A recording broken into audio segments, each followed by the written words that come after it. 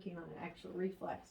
So this foot's going to be up, and this is foot high, and this foot's going to be down. So I'm going from the hip. Do you see that? I'm not just moving.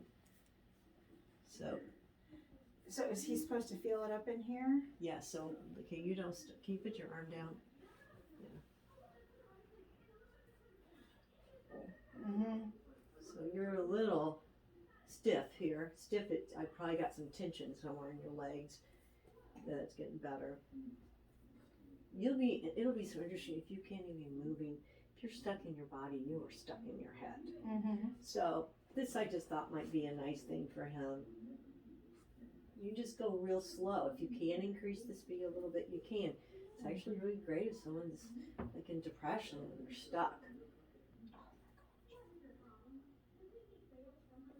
And you just keep going like this. So when I pull down, I'm actually pulling the hip. You see? Yeah, I can feel it. Yeah, all I'm the way not in just here. moving the feet like this because Right. when we walk, it's not our feet going up and down. Do you see? Right. I'm doing a passive automatic gait. Yeah, I see Do what. you see?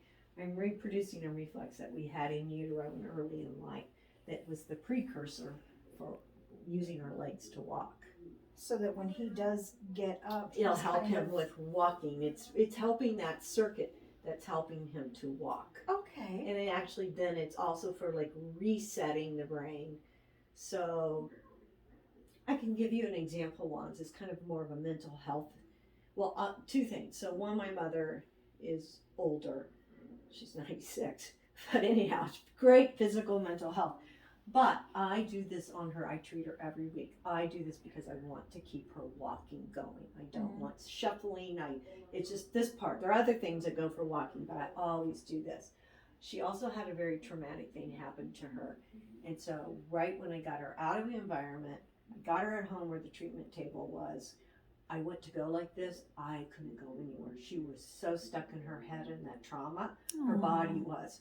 So I, took 15 minutes and I had to just keep going. And finally I could get the brain going to get out of that trauma while she was in it. Wow. And then I moved on to the other things. Okay. So all of these movement patterns That's might have incredible. a physical,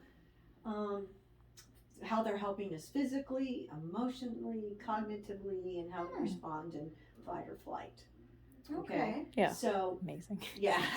I'm truly amazed with all this stuff. Like, Yeah. it's Yeah. just incredible. So it's again the way you deliver. If you came up to someone, that's not gonna. That's just like, what is that happening You're gonna to your body? I'm wanting the body to recognize it. So I work with a little guy right now that had major head injury. Body does nothing. So first it refused.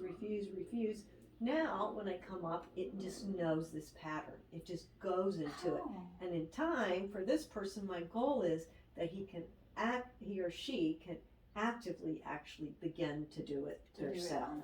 So, but the body will recognize it and it'll become a neural circuit, and then you stabilize it and then you have it. So for him, it's different because things are degenerating, but you still want to try to, if that was my relative, I would be doing that like I do my mom to try